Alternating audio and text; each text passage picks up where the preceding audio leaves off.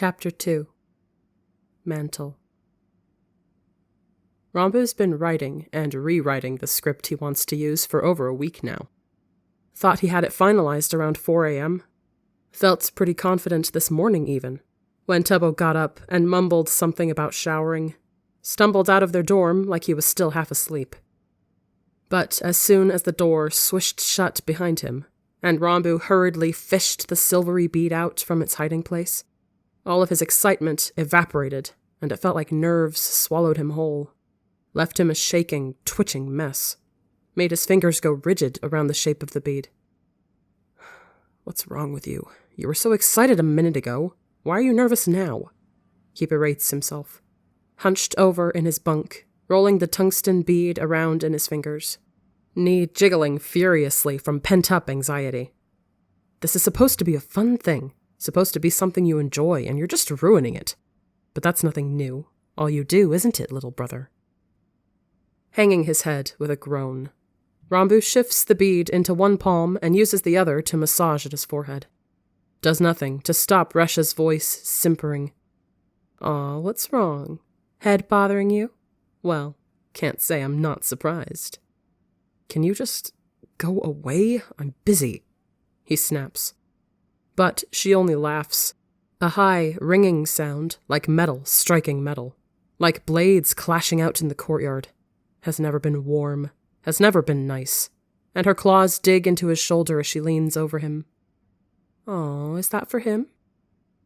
Rambu refuses to answer her, rolls the bead between two fingers and holds it up, watching the light catch on the silvery metal and hair-thin engravings, the ones he spent days agonizing over. Finally settled on a design he thought wasn't half bad, but now he's doubting himself. Simplified outline of the Asachi because of what it means to him, freedom and family and his home. Moonflowers because of her that you see in him. Hexagons for his heritage. Used tungsten because it's less conductive and he does so much electrical work. But what if he thinks it's cheap? What if he hates the designs? What if it's not good enough? What if? Stomach churning with sudden nausea, thinking that Tubbo's going to be back soon. He doesn't have time to do anything about the bead. Either give it to him or wait and make another. Needs to figure out something. And Rambu curls the bead out of sight, hair bristling as Resha coos. "You made it yourself? How cute. It's perfect for him, then. Plain, unfortunate, and ugly, just like Rambu sees red. Doesn't think. Whips around fast with a fist cocked back and slams it into the plastisteel wall. Hisses through his teeth as pain explodes across his knuckles. Thankfully hasn't split any of them open when he pulls his hand away. "You shut your fucking mouth." Rambu pants harshly in furious anger. Flexes the fingers on his right hand out, but curls them back into a fist. Wishes he had a proper target to hit. "Don't you ever talk about him like that." Silence is the only reply he gets. Because of course it is. There's no one here but him. Get a grip. And Rambu sighs, flops back on his bunk with his legs hanging imply on the floor, throws an arm over his eyes and tries to calm down. Think about sunlight on your skin and rough calluses against your hands.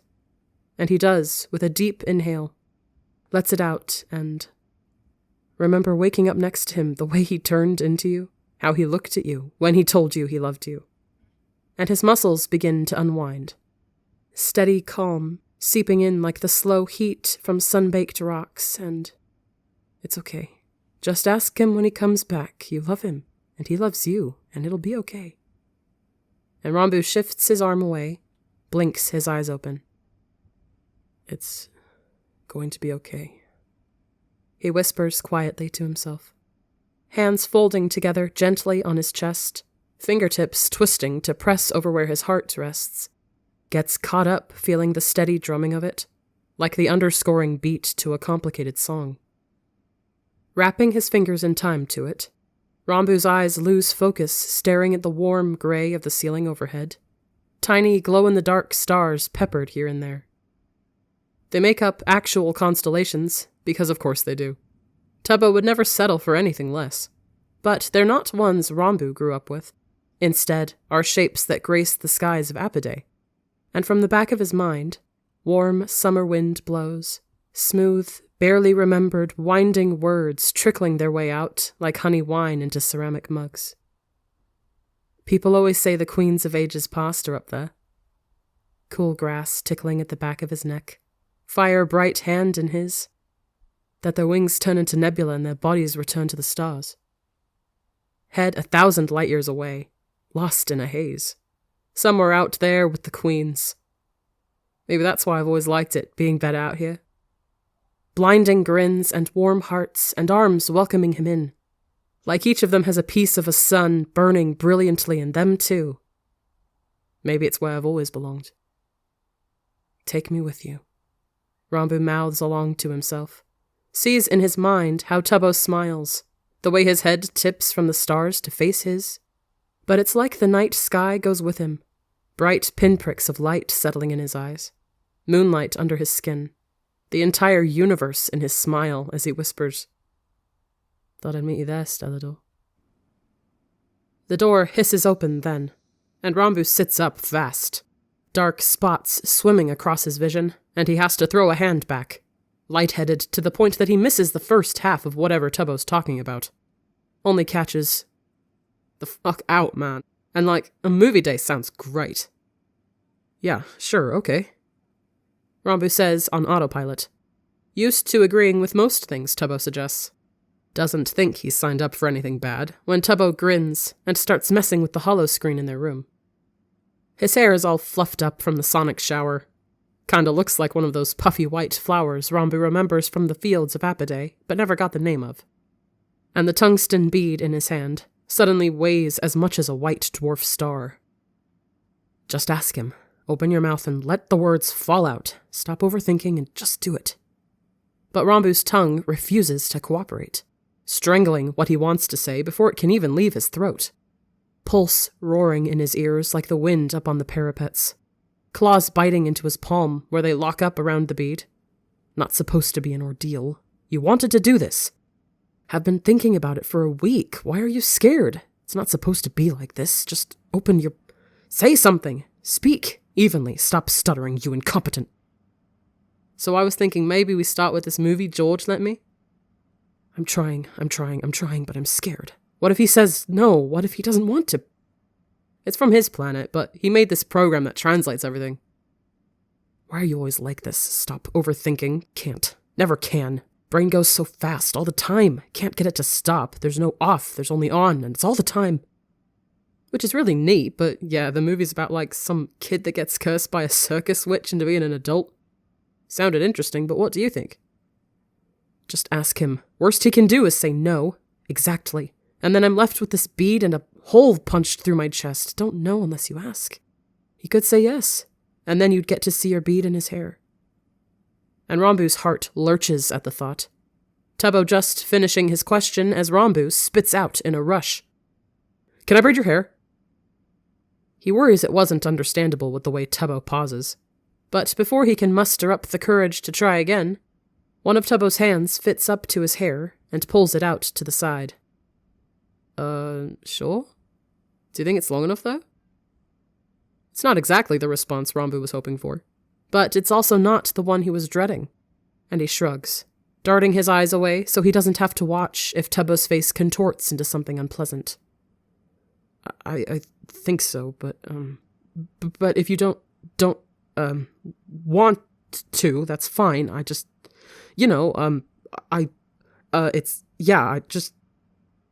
The bed dips next to him, and Ranbu twists sharply, all the moisture leaving his mouth, seeing Tubbo so close. Endless star-filled eyes and a sun burning in his smile. Shivers when one of Tubbo's hands drops over his, just happens to be the one holding the bead like a lifeline. Then sure, all of it, just a section. Ranbu has to clear his throat, voice thick with emotion as he brings a shaking hand up to tap next to his ear. Just on the left, behind your ear.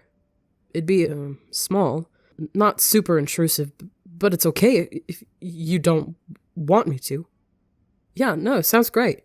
Here, let me just... Tubbo says, turning around so his back is to Ranbu, wings flickering ever so slightly, tilts his head and asks over his shoulder, "This good?" And it's very real all of a sudden. Rambu's hands starting to shake like mad. Never in his entire life thought he'd be sitting here. With a Cariad bead he etched in his hands, getting ready to braid someone's hair for the first time. Whispers hoarsely, "Yeah." What are the odds? Fucking astronomical. He thinks in a daze, scooting forward until he's hovering right behind Tubbo, fishes the ebony comb and elastic ties out of his pocket, and takes a steadying breath. But here I am, and here he is, and it's okay. It's allowed. I can do this. Rambu's never done this before on someone, but every child on Anvil knows the pattern of Cariad braids young. Hoards loose bits of string and twists them together, daydreaming about their life partners. He stopped practicing about the time he jumped, about that time a few years back, but his hands would remember the pattern even if his mind didn't. Comb out a section gently so it'll lay flat when he's done and not stick out sloppily. Split into 3 even pieces and a 4th, smaller, for the 4 guiding lights. Fingers trembling, skimming through Tubbo's hair. Gets the pieces sectioned off. Over, under, tucked through there, repeat the pattern, be gentle, don't tug. And there's no one to speak the words, but Rambu recites them in his mind dutifully. Knows he'd butcher them if he tried to talk right now. Let this braid be a symbol of my commitment to you. It starts coming together, strands of hair woven into a pattern that seemed out of reach for so long. Like how my love for you is threaded throughout my entire being. And Tubbo's hair isn't very long, but it doesn't matter. Rambu holding the braid together with one hand, like how our lives will be woven together. Uses the sharp tips of his claws to thread the bead over the end. Ties it off with the tiny elastics. I am forever yours, no matter what comes. To you, I promise this. Rambu runs his fingers adoringly down the little braid, careful not to muss it up. Rubs his thumb along the tungsten bead. Hair-thin markings he's stayed up long nights carving, and lets it slip out of his hand, falling to rest neatly behind Tubbo's ear. Now that he's done, Tubbo lifts one of his hands and gently feels along it, fingers lingering on the bead as he asks, curiously, "What's this for?" "It's for you," Rambu says softly. Quick jolt running through him then, because he realizes he forgot to show Tubbo the bead before he put it in. Stupid idiot. How could you forget? Moron, incompetent. Rushes to explain. I made it. It has the Asachi on it for, and hexagons for Apidae, and then moonflowers for me. Tubbo twists around so he's facing Rambu fully. Flash of tungsten catching in the dimmed lights overhead, and Rambu almost starts crying. My bead on his braid, my Cariad, my husband. Hey, it's okay. Sorry, I wasn't trying to make you self-conscious, Tubbo says, reaching out and threading their fingers together, drawing careful shapes over the back of Rambu's knuckles, deep blue eyes fixed directly on his. I love it. Thank you for making me something. It was really sweet of you. Of course. Rambu murmurs thickly. Eyes keep drifting back to where the bead is only just visible around the side of Tubbo's ear. Interlocking shape of the bead, nearly lost in his mess of dark curls, but Rambu knows it's there, and Tubbo knows it's there, and that's all that matters. Do you want me to braid yours? Tubbo asks, hesitantly, like he's nervous too. And he's only ever asked that in Rambu's most painful daydreams. But this time, he's a physical thing, not see-through. He's here. He's real. Sitting across from Rambu, knees touching and leaching warm heat. Rambu's braid tucked behind his ear. And Rambu does start crying now, sniffling harshly as he croaks, "Yes, please." They sit side by side with their legs pressed together, and Rambu shows Tubbo how to do the braid on some spare scraps of cording. Dopily fond smile melting onto his face, watching Tubbo try his hand at it for the first time. That intense look he gets when he's working on the Asachi settled on his face. Little furrow in his brow. Tips their heads together and purrs deep in his chest. Wait, Tubbo says, hands dropping the section of cording he was working on. Almost got it. So close. So smart. Incredible. Amazing. Love you. Looks at Ranbu, slightly concerned. Wait, did I need to... I didn't have a, bead thing for you. Ranbu giggles sweetly. Wraps a comforting hand around one of Tubbo's, because the nerves must really be getting to him then. To forget something as simple as this. No, you don't need to. I have my mother's. Oh. Tubbo's eyebrows shoot up. Probably just remembered how the tradition goes. A new bead for a new love, and a parent's bead for the blessings of a long love. And since Ranbu's the only one who'd have a Cariad bead from one of his parents, it makes sense that he'd make one for Tubbo. Didn't think he'd be so nervous, so confident most other times. Kinda sweet that he's all worked up. Ranbu thinks, taking his hand back so Tubbo can quick practice one more time. Nails a sloppy but decent-looking Cariad braid. And then it's Ranbu's turn. Tubbo sitting behind him as Ranbu's heart thunders wildly in his chest. Passes back the ebony comb and little elastics. Hesitates briefly before giving over his most carefully guarded possession. Never let anyone else touch it. But it's okay. It's okay if it's him. Fingers shaking as they drop his mother's Cariad bead in Tubbo's waiting hand. It's really quiet while Tubbo works. Fire-bright fingers trailing sparks across Ranbu's scalp where they brush past sometimes. And he has to start over a few times, grumbling under his breath as he gently combs Ranbu's hair back out. Sorry, he mumbles after a third failed attempt, and Ranbu swishes his tail up, flicking the end of it along his arms, sighs, feeling a set of Tubbo's fingers comb absent-mindedly through the plume, tenderly murmuring, "Don't apologize. Take your time, Bo." Ranbu doesn't mind that it's taking him longer anyway, because it's really wonderful, actually, having Tubbo's hands in his hair, and he slits his eyes closed with pleasure, tipping back into the contact, rumbling in his chest as Tubbo has to right his head, chuckling softly. Feel nice, huh? Mm-hmm. Ranbu hums, not really paying attention. Slumps forwards, bonelessly, when a pair of hands sink into his hair, scratching along his scalp and gently detangling as they go.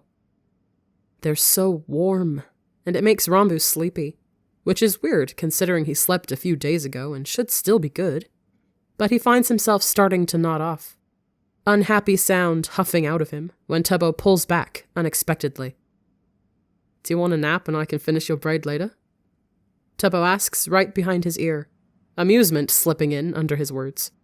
And Ranbu whines, tipping his head back to thud gently into Tubbo's face.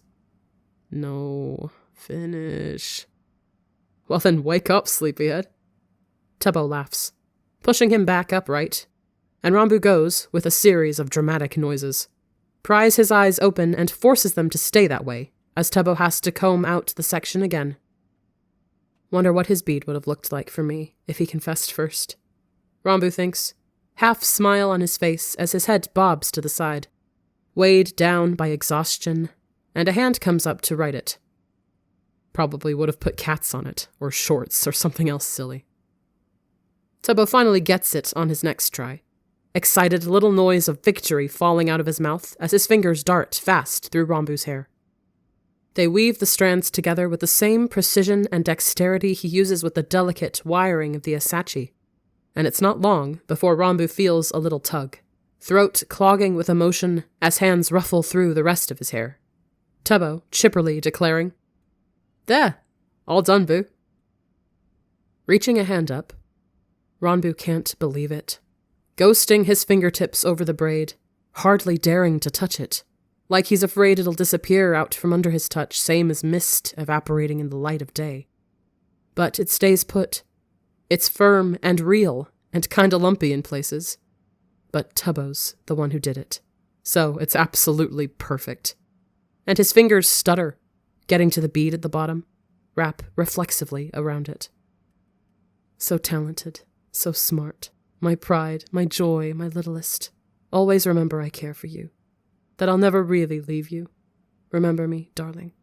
Promise, Ranbu. Promise you'll keep me in your heart always.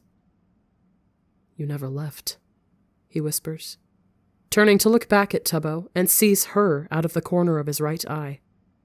Eyes glowing like the auras that dance in the sky over Anwil, and when she smiles, it scrunches up her entire face, shimmering hand reaching out like she's going to comb through his hair. So grown up, my son. You look so lovely, so proud of you. Always told you you'd find your way. Is it okay? I can try it again if you want. Tubbo asks, sheepishly, ducking his head while one of his hands rubs awkwardly at his neck, others all finding something else to fiddle with, rolling the comb around between fingers or accidentally slinging small elastics across the room. Ranbu snaps his gaze to him and leans forwards, both of his hands falling to Tubbo's lower set, laces their fingers together and tugs until he'll make eye contact. Whispers, sweet and loving like the wind on Apidae. It's perfect. Thank you so much. I love you. I love you too. Tubbo murmurs, and it's always such a head rush, hearing him say it back. And it hits Ranbu then that that's it. It's official. They're life partners in all the ways that matter. He can't help it when he ducks his head down, hyper-aware of the new, barely-there weight tucked behind his ear as he brings their foreheads together. Regrettably has to drop Tubbo's hands so he can cup his face. It's you and me, Cariad. Ranbu thinks, thumbs sweeping out in careful arcs under Tubbo's eyes. Never going to leave you, never would have. Purrs like crazy, feeling Tubbo's antenna drag along his horn. Tries to dip and nuzzle into the contact, even though it never really works. Until the end of time, Tubbo.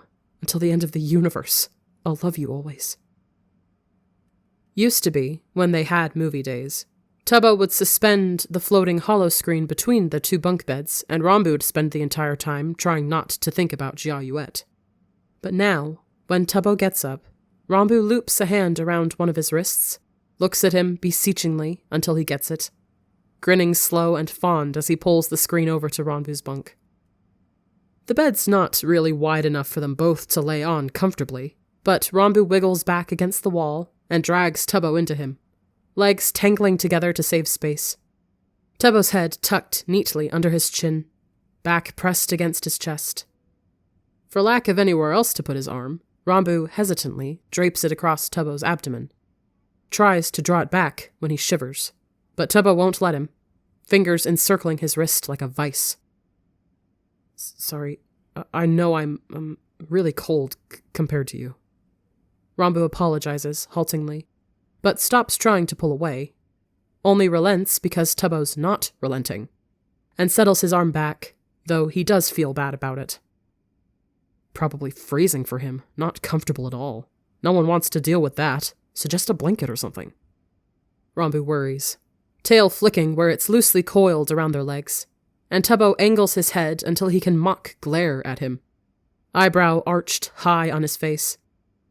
Dude, how have you not figured this out by now? I like how cold you are. What? Wait, what? Ranbu stammers, ears jumping up in surprise, and Tubbo snorts, close enough that Ranbu can see his irises roll in the dark blue of his eyes. Queens, I swear. I like the cold. I guess chill is a better word. But yeah, you're like the perfect temperature. It's nice. It's really comforting. For me, at least.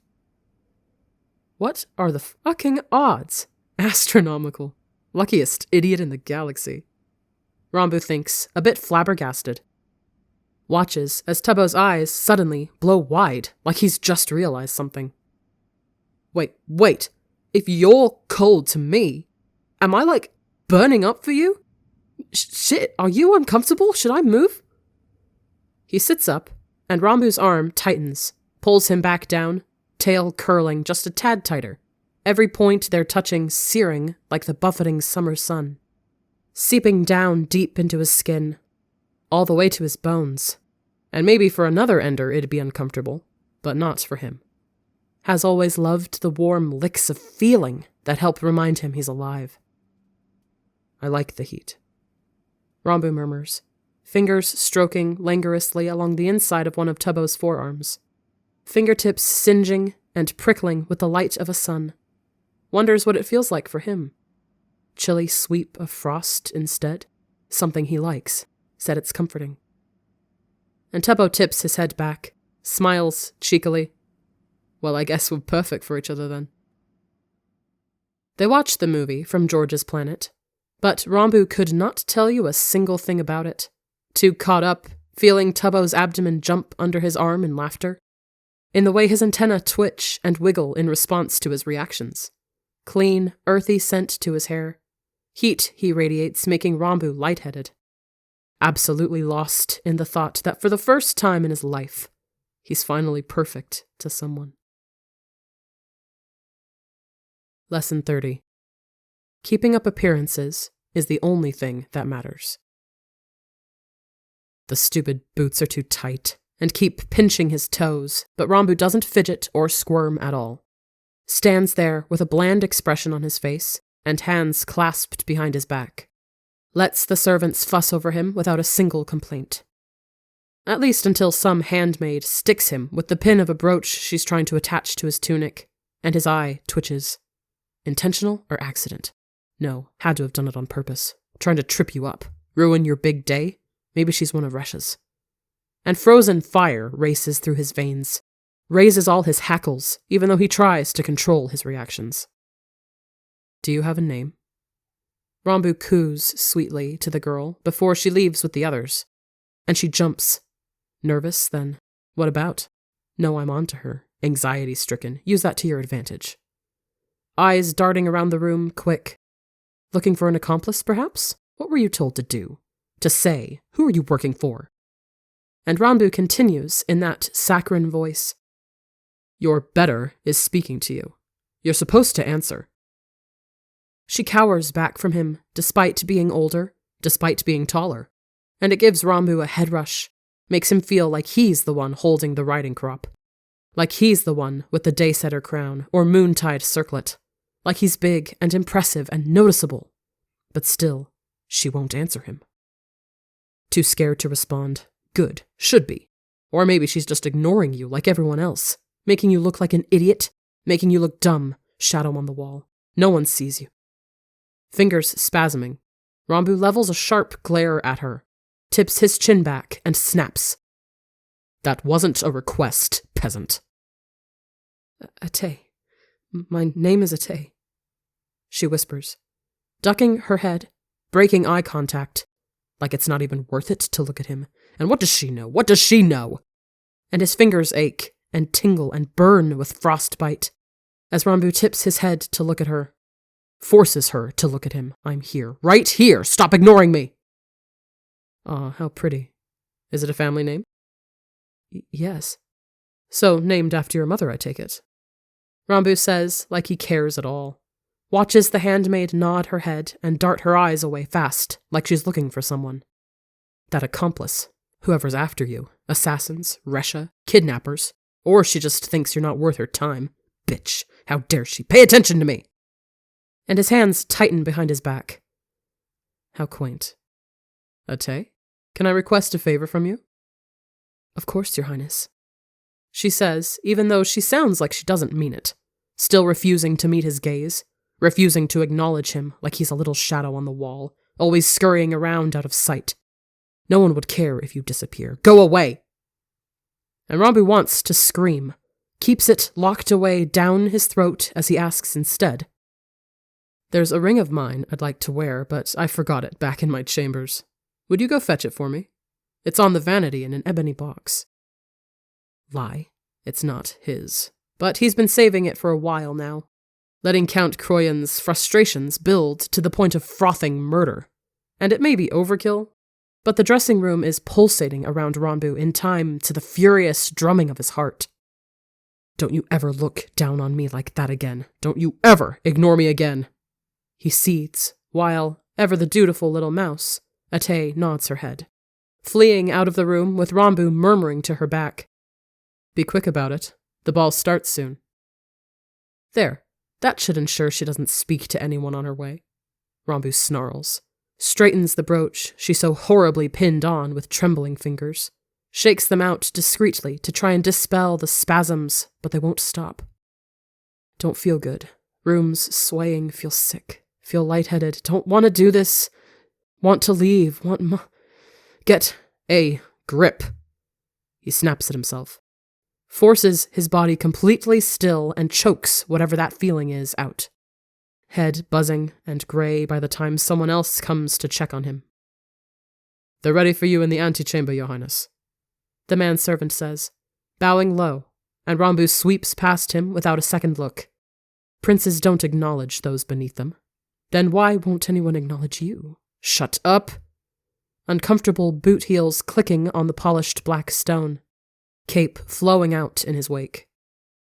As he's leaving the dressing room, he spots the head maidservant, looking a little harried as she tries to be subtle about looking around for something, someone. And Rambu pauses, gets her attention with a nonchalant, "Oh, if you're looking for, what's her name? Ate. She complained to not be feeling well, so I sent her on her way." The head maidservant's reaction is instant, and just what he was wanting, bristling with indignation that one of her charges has slipped off. Fury that's not for him lighting up her eyes as she cuts a deep curtsy to Rambu, claws threatening at the hem of her skirts. "Thank you greatly, Your Highness." Caught shirking her work, and in a place she shouldn't be, with something she shouldn't have.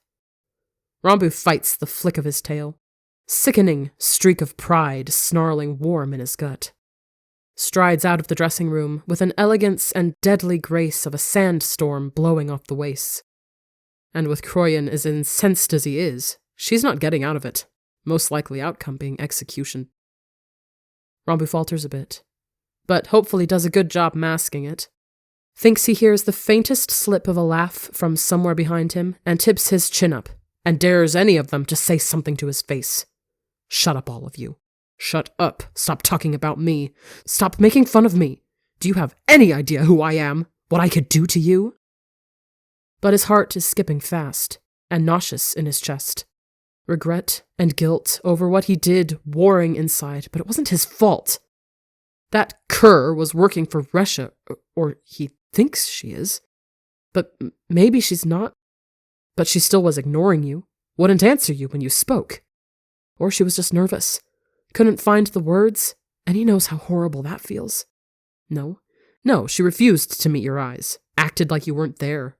No one cares, little shadow, phantom of a person, you're not there. Maybe she was nice, but he doesn't know, Got what she deserved. How dare she? No.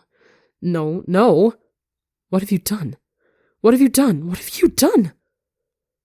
Ancients, it feels like his head is going to explode, or he's going to throw up. And Rambu can't clap his hands over his ears to block it all out like he wants. Has to keep going, has to remain blank.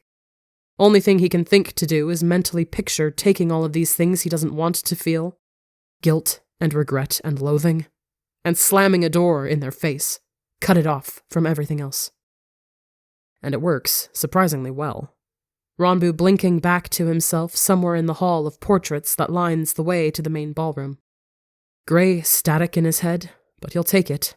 Anything besides fear and terror and clawing anxiety going to swallow you alive. Anything besides that. He just so happens to be going past the painting of his parents, their cariad braids prominent in their hair, mother looking healthier than Rambu ever saw, father about the same, less silver in his dark locks, but same stony cast to his face, standing behind her with a hand clasped over her shoulder. A memory from a few hours ago rushes through Rambu, skin still sort of tingling where a broad hand spread out, father bent down to his level, making direct eye contact as he straightened Rambu's circlet with his other hand, fingers lingering a fraction longer than protocol dictated on his temple before he stood back up. "Tonight is important. The entire court will be watching," he'd said in that deep, monotone voice. But Rambu doesn't think he was imagining the adoring light in his eyes, something that could maybe be called pride. And he breaks out in shivers now, reliving the last thing Father told him. Remember what you've learned. Everything Maliri's taught you, and don't deviate from that. Do you understand me, Ranbu? He said my name. He looked at me, he placed his hand on my shoulder, touched my face. He cares, I knew he did. And Ranbu stands up, a little straighter, throws his shoulders back and stares up at the portrait of his father. The unseeing eyes that earlier were real and looking at him. Thinks determinedly. I'll show you, Father. I'll give you a reason to be proud of me. I can behave. I know how. I'm good. And I'll show you. So you'll want to look at me again. The procession comes to a stop outside the entrance to the ballroom.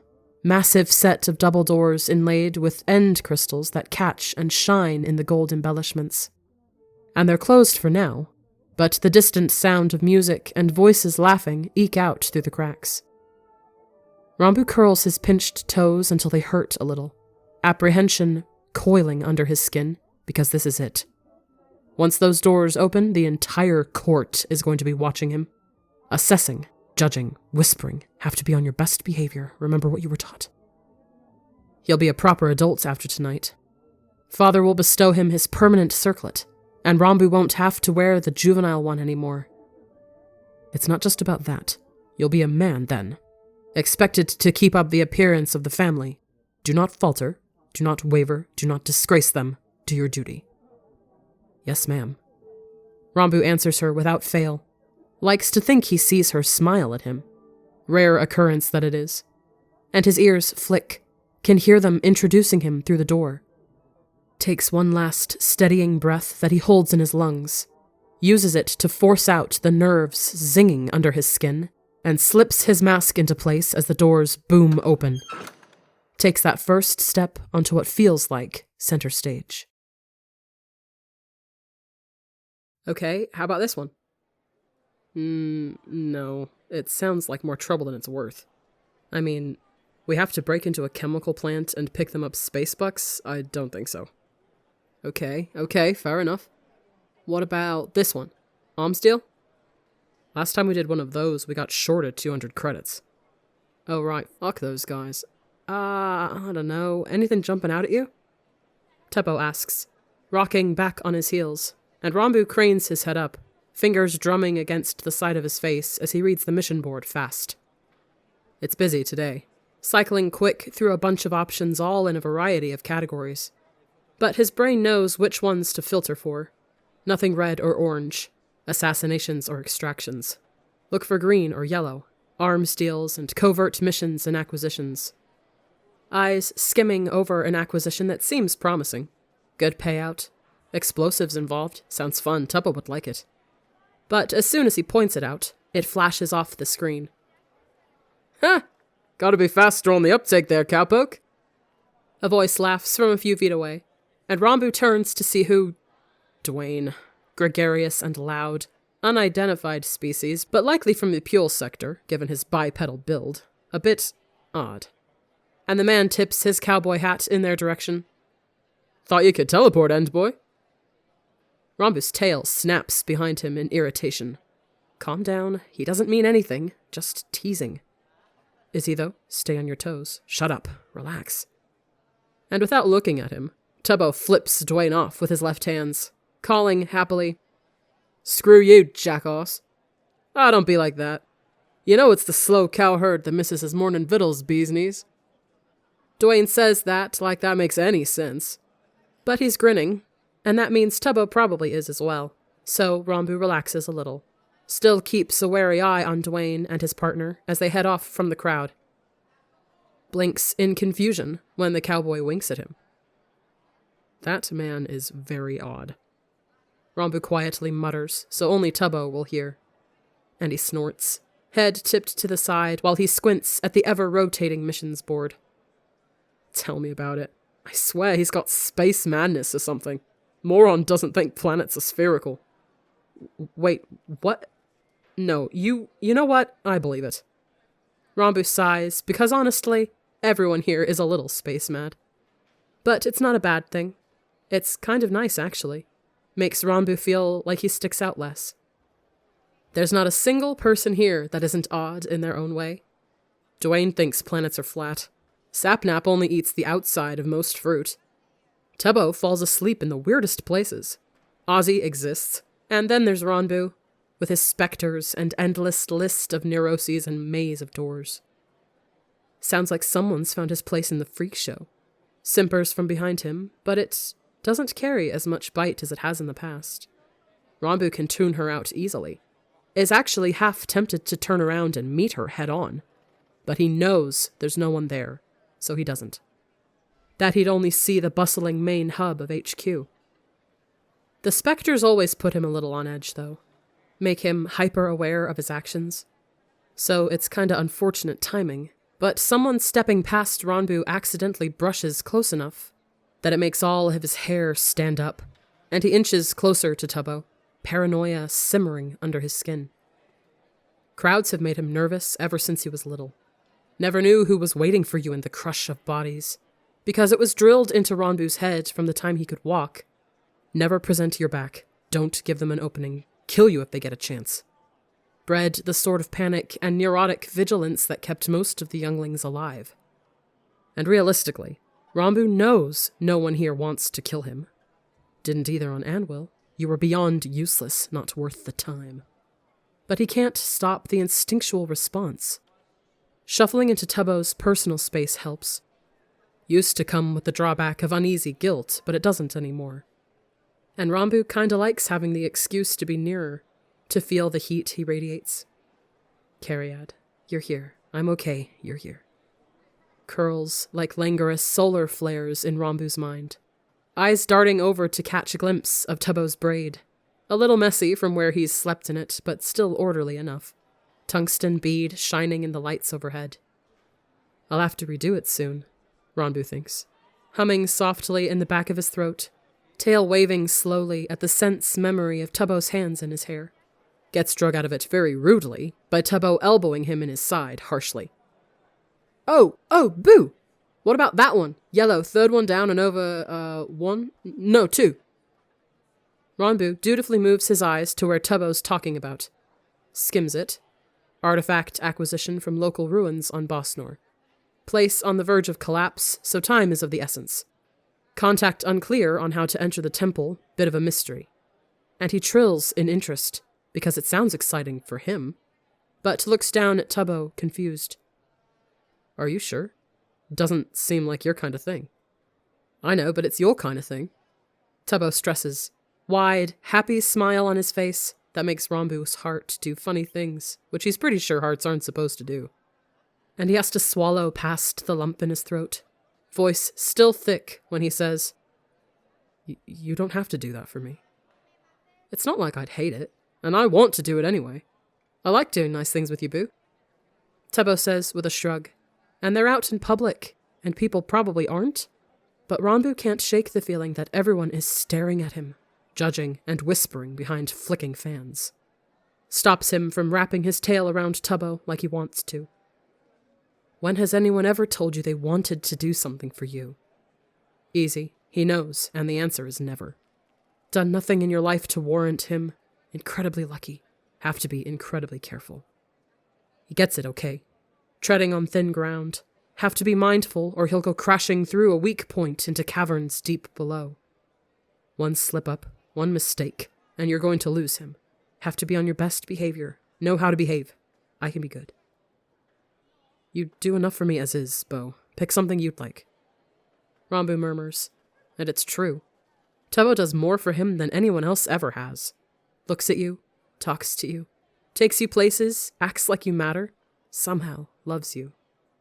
And if that isn't a dizzying thought. But Tubbo's face goes real gentle, one of his hands stretching out to land lightly on Ranbu's arm. Well, I'd like to do something for you. So let's go to Bosnor. Probably a good idea to take a breather after that last one anyway. He maybe kinda has a point. Ranbu relents, mouth pushing to the side as he nods his head back and forth. Still gets chills thinking about how that Imperial squadron dropped out of hyperspace right on top of them. It wasn't intentional.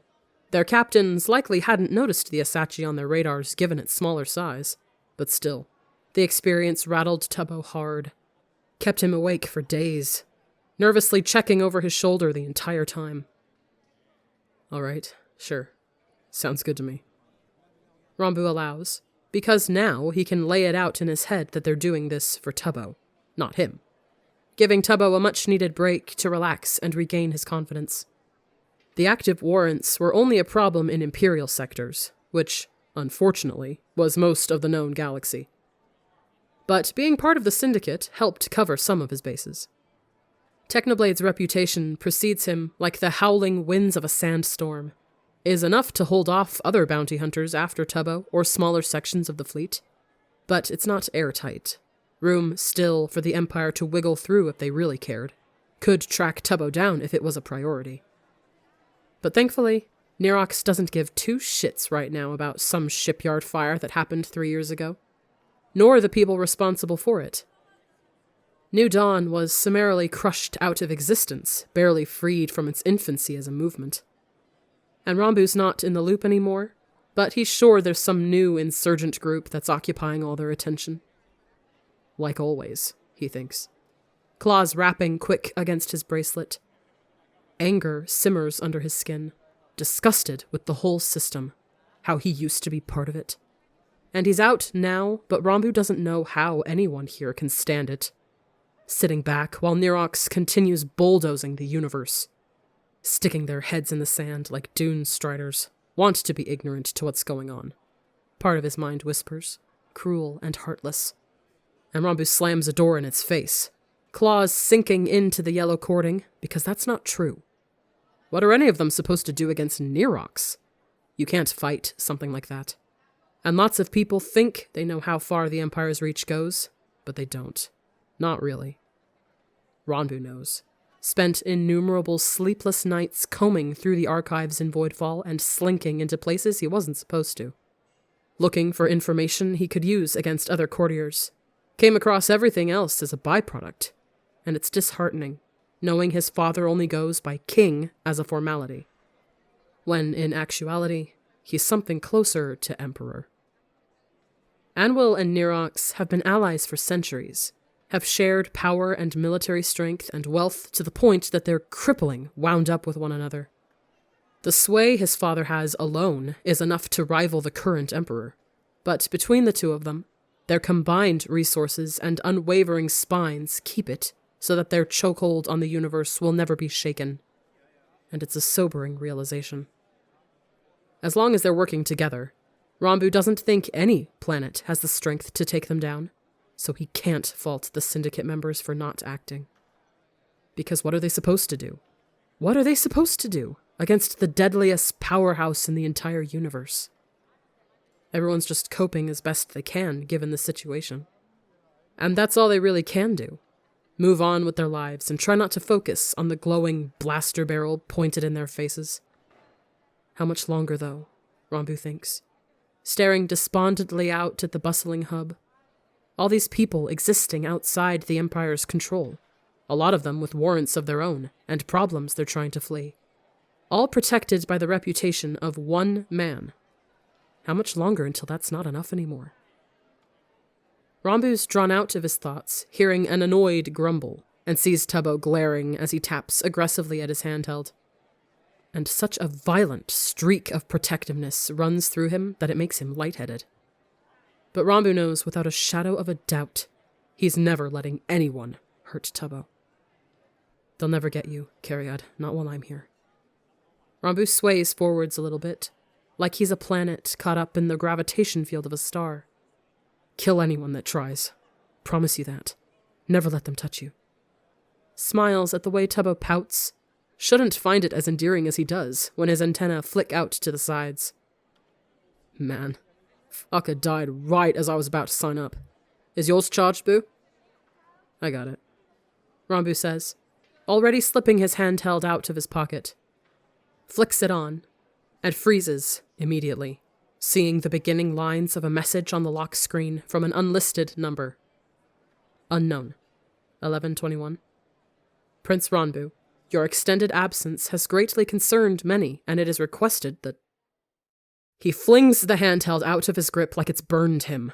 Doesn't hear as it clatters to the floor. Doesn't hear much of anything as he backs up one shaky step after another. High-pitched wailing in his ears that cuts out everything else. How? New handheld, new number. No one has it but Tubbo, Dream, Techno. One of them's a traitor. Liar. Gave you up. No, none of them would ever. Went behind your back. Can't trust them. Can't trust anyone. You only have yourself. Did you forget everything I taught you? She asks in a sour tone, and Ranbu won't look up, won't meet her eyes, but he can see her boots. The ends of her dress. Not surprised. We're always the slowest, the most ignorant. It's a mystery why they want you back anyway. Who would ever want you? Shut up! He claps his hands over his ears. So tired of being forced to listen to her.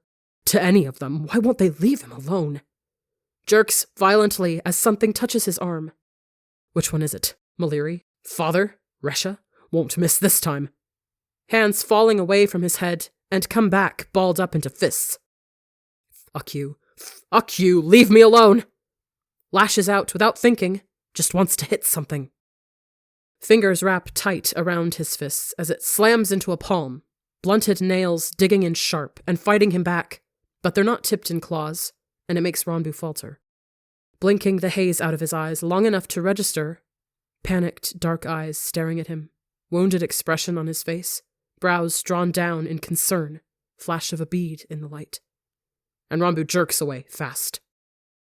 No. What have you done? What have you done? What have you done? And it's telling when Tubbo doesn't stop him as Ranbu rips his loosened fist out of his hold. Lets him go. Just stares at him like fear and panic, and you were going to hit me. You were going to hurt me. And Ranbu's heart lurches. Taste of bile filling his mouth as he frantically takes this memory and shoves it behind the chain-locked door. No. Why? What have you done? What's wrong with you? Fuck you. Hate you. Fix it, idiot. Can't do this to him. Why would you ever? He's your Cariad, and you almost struck him. Tubbo, I'm so sorry. Ranbu stammers frantically, snarling his hands up together so they can't do that again. Claws digging in sharp around his knuckles, threatening like a reprimand. Do not do that again. Don't you dare, you miserable thing. I don't know what happened. Liar. Yes, you do. Finally slipping over the side. Brief reprieve, and now, there you go, plummeting off the edge. Resha needles from behind him. Cloud of her flowery perfume enveloping him like a miasma, to the point that Ranbu thinks he's going to choke on it. Breathe. I can't breathe. Do you even want to? Focuses on it desperately, as Tubbo finally croaks. Hey, it's okay. It's okay, Boo. Sorry for startling you. That's on me. It's not okay. It's not you. Almost hit him. What's wrong with you? Broken, wrong, terrible thing. Horrible person. Corrupted fruit. Turned out just like them. And ancients. It feels like he's dying. Like there's a hole opening up under him that's going to send him tumbling through the air. Like books off the parapets. And Ranbu doesn't care. Thinks he'd welcome it. Ranbu, listen to me.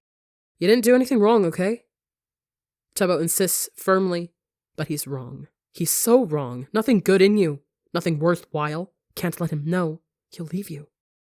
And it feels like a ton of bricks slams into him, falling on his shoulders and almost taking Ranbu to the floor. Maybe you should let him see, finally, the push he needs to get away, to realize his mistake, undo that braid in his hair. Never should have put it there in the first place. That one hurts the most. Digs in sharp under his ribs like a thermal knife dragging down his neck, across his shoulders, burning skin and cauterizing the wounds as it goes. A kind of aching pain that's never going to leave. Because you know it's true. Know your mother lied to you from the start. Ranbu sways a little where he stands. Nose and throat stinging with the threat of crying. And he just can't anymore. Doesn't know why he keeps doing this.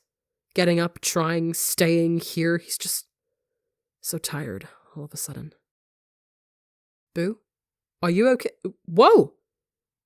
Tubbo yelps from what sounds like 1,000,000 miles away, lurches forward and manages to catch him as Rambu's knees finally buckle. Whoa, hey, it's okay. It's okay, Boo, I gotcha, it's okay. His limbs refuse to cooperate, and Rambu just sinks further. Doesn't have the energy to care when Tubbo grunts, struggling into a better position to basically support all his body weight. Stammering the entire time. Okay, you're okay, let's get you back, okay? How's that sound? Don't worry, Boo, it's okay, I gotcha, I'm here. It doesn't feel like Rambu's feet touch the floor the entire way back to their dorm. Swears he can feel vertigo spinning through his veins as they walk, his hair floating past, weightless, a great sinking pit in his stomach that only comes when falling great lengths, keeps waiting a bit desperately to hit the ground. Just wait, a little longer, then it's all over. Just wait, a little more. But the only thing he ends up crashing into is his bunk. Tubbo trying to let him down gently, but Rambu's complete deadweight at this point. Slumps over with nothing in his head but a spinning black void that swallowed him whole. Mind turning end over end rapid fire. There's thoughts, but there's not. Every single door open and letting out a stream of screaming chatter that bleeds into an incoherent wailing of static. Like 1,000 voices of the damned have risen up to shout their grievances at him. It hurts. Fuck, everything hurts, and it doesn't. There's nothing, and there's everything. Endless darkness whipping past him, like angry winds, like angry words, like thermal knives and needle claws and crushing loneliness. Void like he's never known, sucking him in harsher than gravity, than a black hole, like a grave. Told you, you wanted it to be over. Just give in already. Don't you want that? Not to be here anymore. A wicked, curved smile asks in the dark. Sharp like daggers, like glass, like a hand guiding him over the side. It could be yours. Just let go. No more aches, no more pains. Just blissful quiet. Finally get rid of us. Isn't that what you've always wanted? Yes. No. Maybe. He doesn't know. Everything's too hard to try and piece together. Can't tell which end is up, which is down. But he's tired. Tired of falling, of feeling out of control, of not knowing where to go. Lost in an endless dark waste with no moon overhead and no stars to guide him. Alone and very small against the terrors that rear up in the eternal shadows. He sinks down to his knees in the black sand, falls forward and watches his hands slip in next, freezing granules covering his knuckles, his veins, wiping him out of existence. And how hard would it be, really, to stick his head under, to let it take him whole, never come back up for air again? And he leans closer, feels the kiss of ice against his face, the barest whispers urging him to do it, to give in. What would ever stop you? Nothing would ever care. Who would even miss you? Heat blooms across his back, races across his skin, and worms in deep, like sun rays striking out through space. And he didn't realize how cold he was until then. Hisses through his teeth as it burns, searing the nothingness out of him, and floods in a whole host of new things.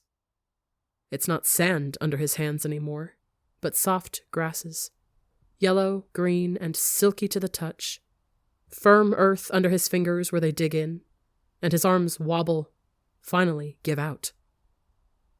Instead of sinking and slipping down through layers of loose, tumbling particles, he lands heavy and stable on the ground.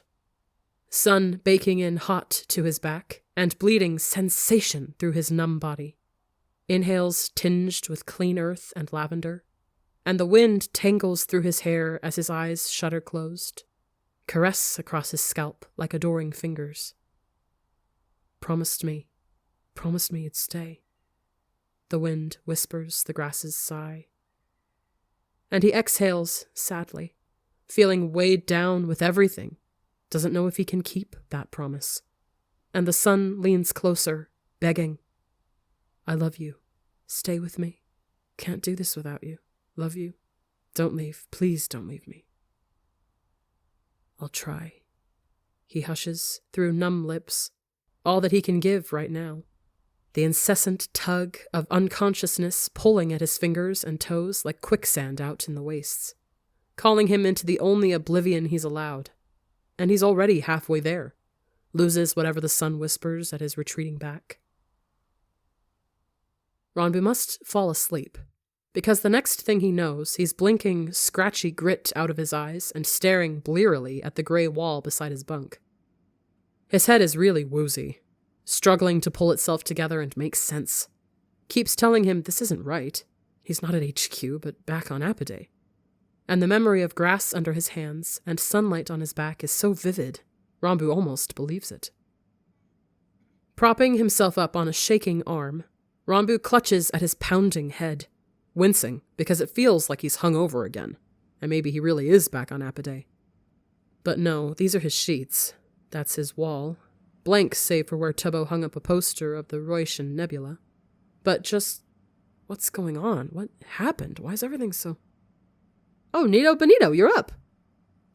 And Ranbu whips around so fast, amazed that he's finally dreamed something, because that's the only explanation he has for why thrice-cursed Ozzy of Ozzius is sitting cross-legged in the middle of the room, wooden tiles spread around them in a semicircle.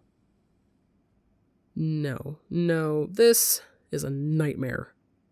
Ranbu's brain supplies unhelpfully and slightly hysterical, staring at where Ozzy's head is rotated almost completely upside down, skeletal fingers drumming a quick little tune against their bony snout as they select a tile from a stack beside them and delicately clack it into place on a row to their left. It's surreal enough to line up with what Ranbu knows dreams are supposed to be, but he also knows himself, and he doesn't dream.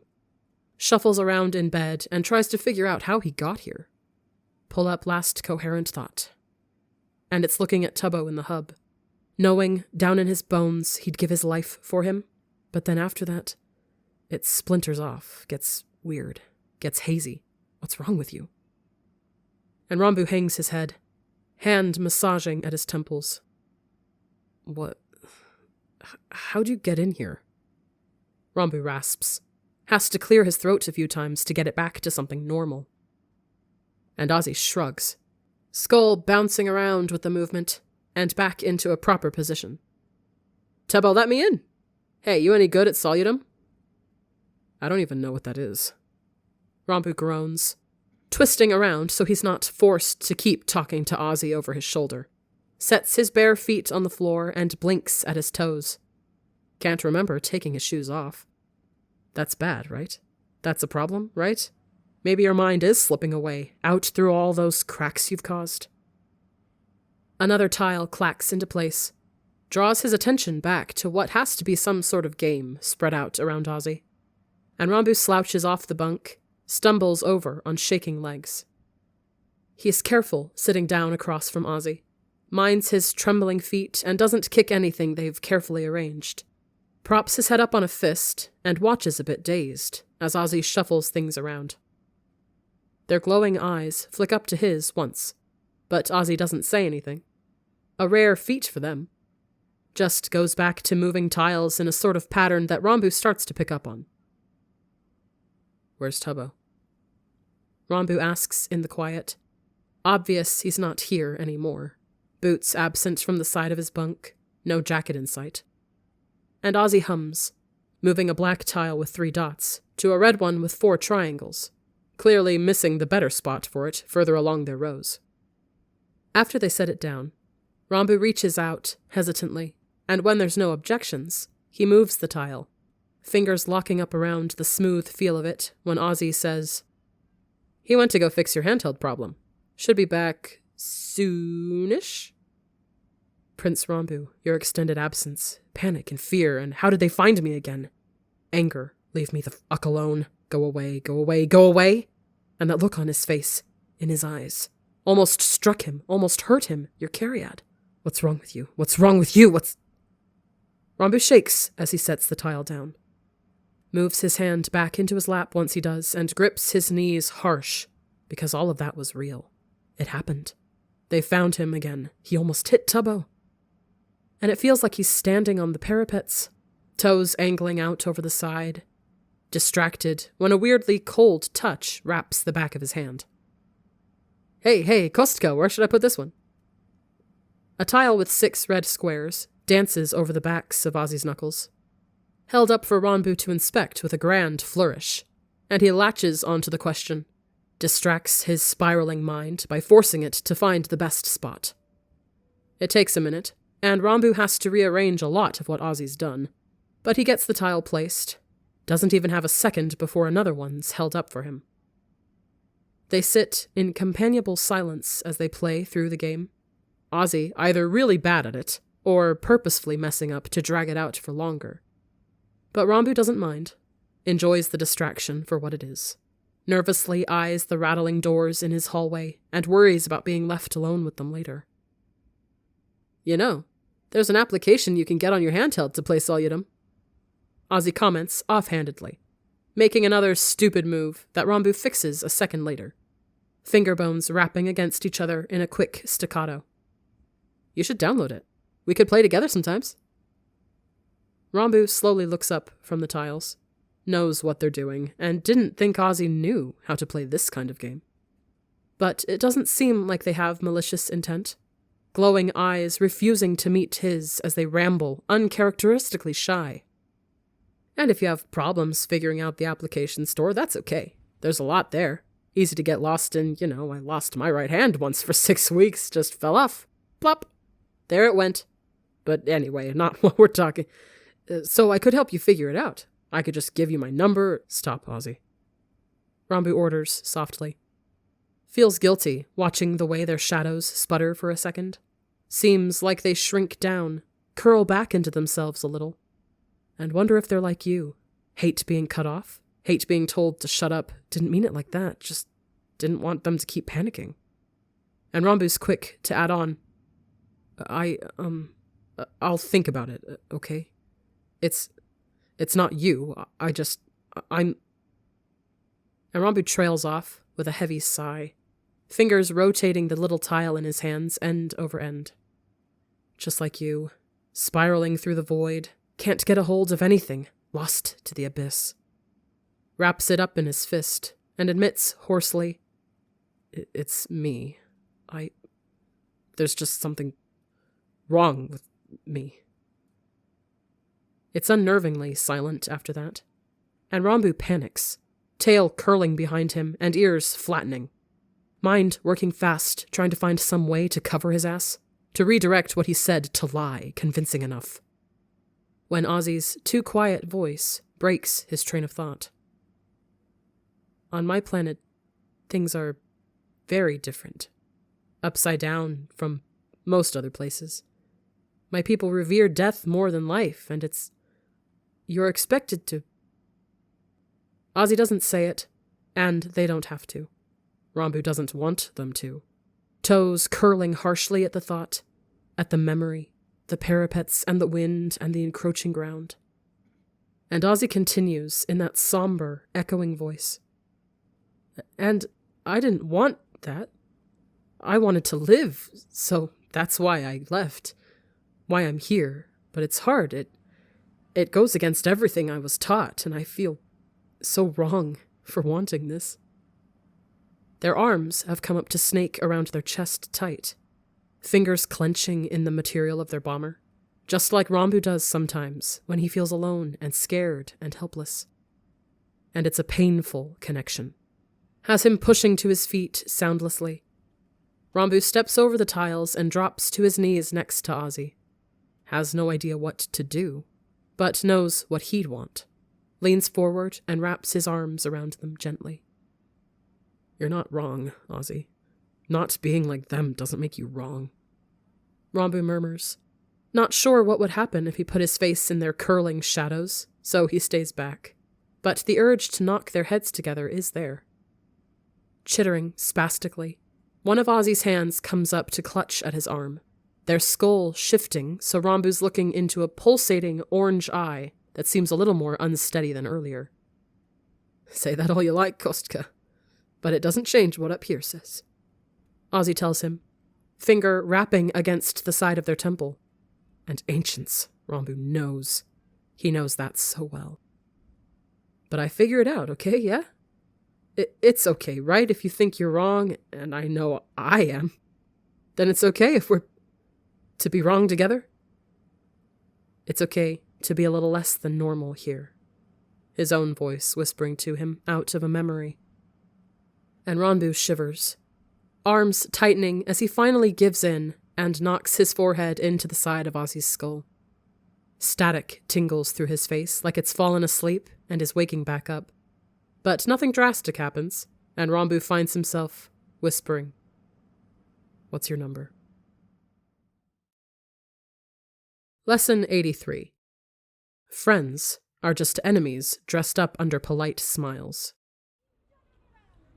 Rambu rushes across the courtyard, Maliri's voice loud and unhappy in his ears, demanding he slow down, stop making a buffoon of yourself. But he begs her to leave off, tries arguing that he's late for something really important. Late? No child of mine is ever late, she huffs, sticking her nose up in the air indignantly. And Rambu's ears don't twitch, but they do in his mind, flatten close to his skull as she berates. You should have made enough allowances for yourself to get where you need to go on time. It's no one's fault but your own, Prince.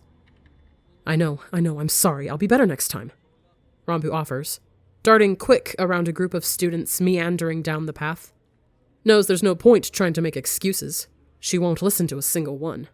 So it's just easier to give in, admit he failed, and promise not to the next time. And yet, you always break that promise, don't you?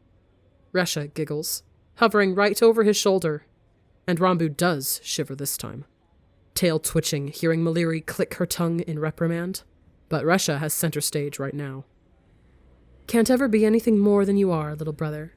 A failure, a disappointment. You're letting us all down, you know. I'm not trying to. Look, I'm doing well in all my classes, Rambu boasts, imagines showing her his quarterly report. But Resha isn't interested. Wraps her nails against his shoulder. 1, 2, 3, 1, 2, 3. Hums in a bored tone. And? Is this supposed to wow me? These are all just the first-year classes. Any simpleton can pass those. Rambu deflates, fingers curling harshly around the strap to his school bag, darts his eyes to the bleached white stone under his feet, and whispers morosely, I'm trying. I'm sorry, but I really am. Well, it's not good enough. You think Father would be impressed? Don't make me laugh. Why would he ever be interested in something like you when he has me? Resha coos, and Rambu can see her so clearly, standing beside Father with the moontide circlet. Her perfect posture and voice that flows like silken sands. Eyes intelligent and sharp, and the correct color. Every inch the perfect heiress, the perfect child. That's right, Resha whispers, and her hands curl over his shoulders. I'm perfect, and you're not. No one will ever want something as wrong as you are. And it's getting drug in front of mirror after mirror, her freezing fingers forcefully combing his hair out of his eyes, pointing at their reflection and snickering. Something not right with you, and everyone can see it, little brother. His feet stutter over the smooth pavement, and Rambu doesn't even get a second to right himself before Resha is laughing. Maliri barking loudly. Pick your feet up. A prince does not falter, nor does he trip. By the ancients, can't you get a single thing right? Rambu stops trying to argue with them after that, keeps his head down, and lets them carry on the rest of the way to the library. Claws dragging in nervous lines up and down his arms, always threatening, but never following through. The two of them are still going at it by the time Rambu passes through the arched doorways, sunlight dancing beautifully over the gilded academy symbol embossed on the floor. And something in him unwinds a little, getting hit with the soft, familiar smell of books and reams of paper. Can you two just go for a little bit? I have an important meeting, he asks hesitantly. And Resha scoffs, has never, nor will ever, listen to him. But Maliri is shrewd, latches onto the question with deep suspicions. Meeting? What in the world do you need to have meetings for? It's for an assignment, Rambu says hesitantly, heading for the curved staircase that'll take him to the upper levels. Passes a few cadets in their royal blue uniforms, imperial suns flashing brightly on the shoulders of the jackets. Group work? How detestable. Maliri hisses, and Rambu couldn't agree more, but this is a little different. Recognizes it as a mistake as soon as he thinks it, Maliri's head swiveling to him quickly. Are you hiding things from me, Your Highness? Never were a good liar, you know. I'll find out eventually. Might as well give in.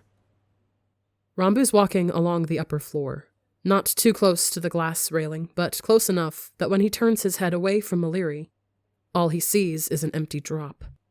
And Resha slams into him hard, hissing. Do it. Do it. Do it. Do it again. Do it right this time. Promised you'd be better. Well, here's step 1. Jump over again. Stop! Rambu shrieks, rolling his shoulders hard to throw her off, and she goes with a mad cackle. Maliri's complaining just background noise while he visibly shakes. Takes a few staggering steps away from the railing. Stop, stop, stop! Not again! Mistake! Didn't mean! I don't want you to... Can't...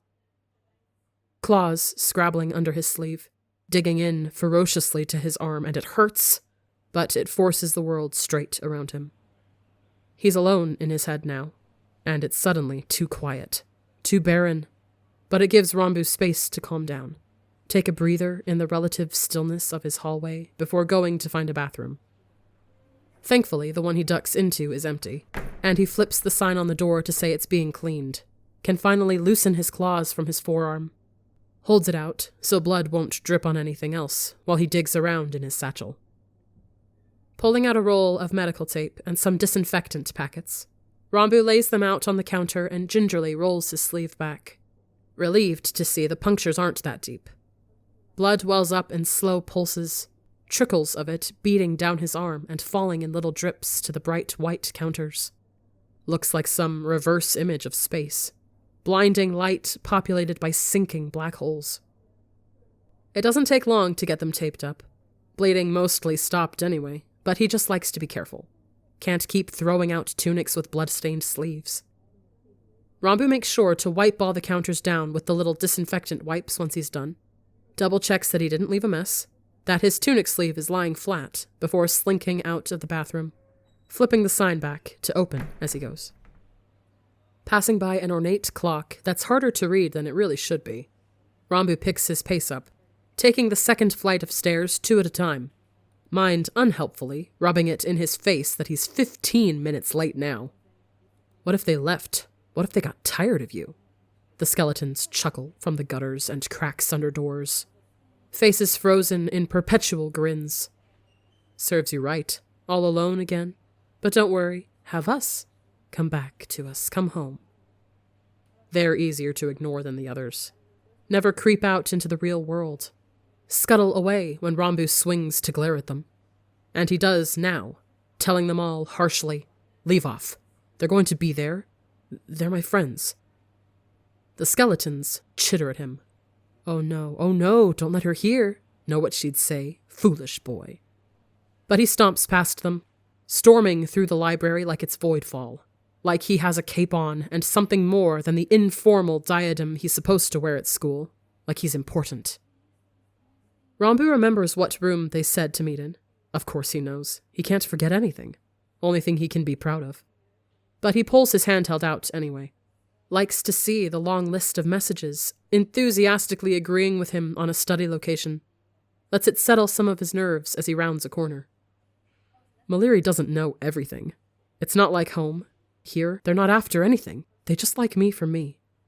Rambu reminds himself over and over again, clutching to his chest the memories of being invited over to dorms for study sessions or out to dinner. Thinks about the shows he's taken them to, the fun restaurants, how excited everyone is to see him, all the conversations and laughs and inside jokes. It was a strange concept at first, the idea that people could want to spend time with him without wanting anything in return. But it made Rambu giddier than he can ever remember being, getting texts asking him if he wants to go get lunch or join in on a game night. Their group is small, and with him included, fluctuates between 6 and 7, but it's his. and Rambu does everything he can to let them know he appreciates it. He's more than happy to help out with homework, or chipping in if someone's forgotten their wallet. Has stayed up late proofreading essays that were due the next day. Remembers name days or birthdays without fail. Prides himself on picking out excellent gifts. Rambu wants to be a good friend. Wants to keep this little piece of a normal life he's found for himself. And maybe it's selfish of him to not think about his family for once. But he's not good enough to give this up. They just don't have to know. This'll stay here, and none of them will know. You can still be the good son at home. Rambu tells himself as he spies the study room door. Closed because they've likely already started, which he feels terrible about. Races across the open section of the floor with guilt nipping at his heels. He can hear laughter eking out from under the door, the room not soundproofed, especially for his ears, and he grins. Good. They waited. Just hanging out. Everything's fine. About to go for the door handle when he hears, "Ugh, I'm going back. It's been 20 minutes now." Rambu stutters to a stop, tail going limp as his shoulders drop. Can feel the disappointment in Camber's voice. Knows he's held them all up, let them down. That's all you do, isn't it? Failure, disgrace, disappointment. Perks back up as Tiro chides. Just hang on a little longer, he'll be here. There's a couple indistinct, grumbled responses, and he should really go in. Stop keeping them waiting. Don't waste their time. They're your friends. But there's a part of him Rambu can't stop. Insists he wait. Listen a little longer. Find out what they really think. And he's trying to fight it off as Camber sighs. I just don't understand why we hang out with him. Reality strobes. Black stone parapets in front of him, and a blindingly brilliant city that winks out of existence as fast as it appeared. And Rambu blinks hard. Has to be imagining things. He literally just got lunch with Camber the other day. They had a really nice conversation about the new microorganisms discovered on Tulane. Or so he thought. Don't know anything. Shut up. They're his friends. They are... Hey, no, don't say that. Tiro scolds, but there's something wrong about how they say it. And Rambu's pulse ratchets up, thinking about his sister, her eyes, her words, how her smiles never reach her eyes, and no, you're overthinking. Just calm down. Just stop. Just... Do you know who he is? Your friend. Your friend. Please say it. Don't say what I think you're going to. Please, please, please. A pain in the ass. Nephice chimes in with, and the room explodes into laughter. Library spinning around Rambu, and pulsating fast in between here and up there. Because that's everyone. All their laughs, he knows them so well. Took pride in hearing them, held them close, but they... Creators, look, I know he's like the 16th prince or something, but is it worth it? Like, that doesn't really do anything for us. 8th prince. 8th! Third of his name, now 10th in line since Resh's sons were born. Never been first of anything. What do they mean, doesn't do anything for them? He's their friend, he's... Yeah, I know, but it's still a connection, it is. And besides, the money's an added benefit. You can't say it's not. Did you see what he got me for my name day? Dude's loaded. No. He can't just be a name and a string of credits run out by his father. A black mark on the ledger of your family. But it's okay. It's okay. Cuts on his arm throbbing. If that's it, he can be okay. With that, he can pretend.